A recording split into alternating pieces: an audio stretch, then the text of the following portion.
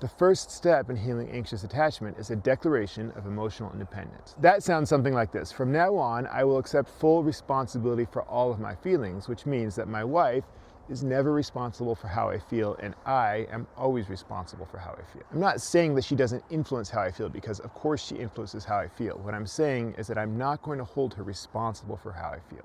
Another way of saying this is that she's not the source of my distress, and she will never be the solution to my distress. What I'm doing here is I'm creating a separation between feelings and behavior. My wife isn't responsible for my feelings, but she is responsible for her behavior. So say my wife and I have some sort of argument and she pulls away, she doesn't want to be around me. I'm going to feel some distress related to that. What I need to do is I need to take care of my own feelings and try not to let my feelings drive my behavior. My uncomfortable feelings aren't nearly as big a problem as the kind of behavior that will arise if I let those feelings drive the way I treat my wife.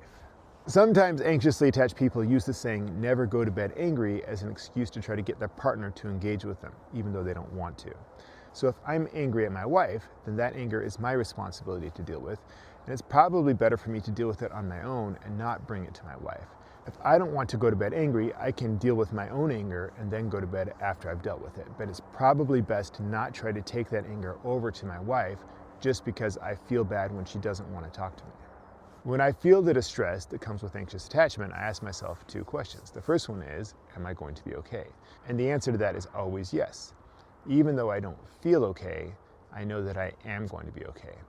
Second question is there something I can do about this? And so I don't want to take action on the situation right now when I'm in distress, but after I've calmed down, is this something that I should talk to my wife about? Or maybe there's something else I should do about this. So if you have an anxious attachment style, I hope this video spurs you to declare emotional independence and be willing to take full responsibility for everything you feel all the time.